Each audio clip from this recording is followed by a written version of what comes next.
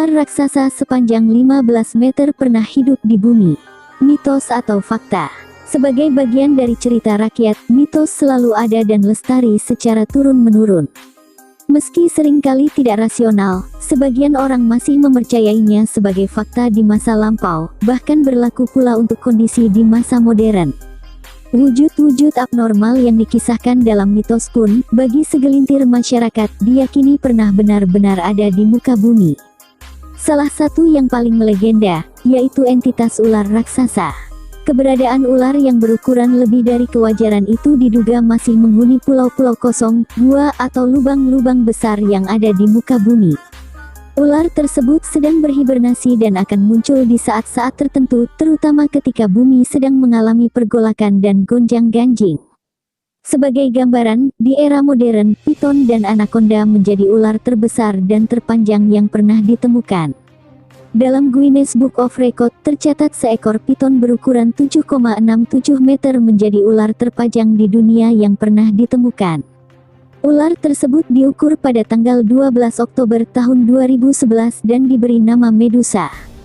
Tapi, apakah kamu tahu bahwa ular piton sebesar itu pun kalah oleh spesies ular raksasa yang pernah tinggal di bumi? Itulah Titanoboa.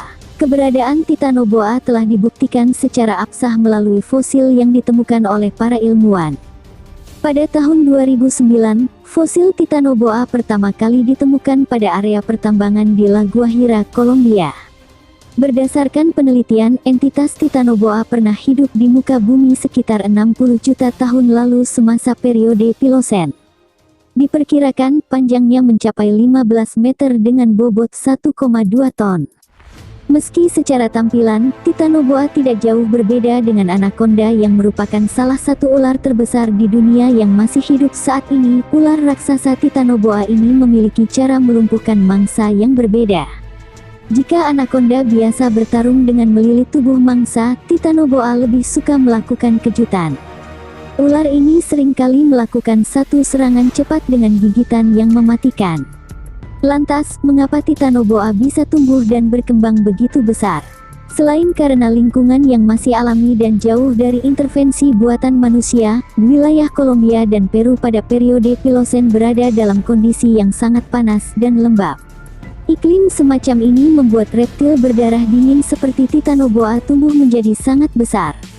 Dengan tubuh gigantiknya, mudah saja bagi Titanoboa untuk memangsa hewan-hewan lain yang berukuran lebih kecil. Ular ini biasa memangsa berbagai jenis hewan, mulai dari reptil hingga burung. Diduga, mereka juga bisa dan telah memangsa buaya. Apabila kamu hidup di masa itu, besar kemungkinan kamu pun tercatat sebagai salah satu menu di daftar cemilan. Saat ini Titanoboa memang telah punah. Iklim telah berubah, habitat alami mereka juga tergantikan oleh peradaban modern yang bersikeras merebut lahan. Singkat kata, manusia hadir dan mengambil alih semuanya. Dengan begini, apakah kamu sadar bahwa kita, manusia merupakan makhluk yang lebih berbahaya? Kita lemah, namun brutal. Jika Titanoboa memangsa atas dasar kebutuhan hidup dan insting semata, manusia apa? Kita memiliki nafsu, keserakahan yang seringkali tidak sejalan dengan hukum alam.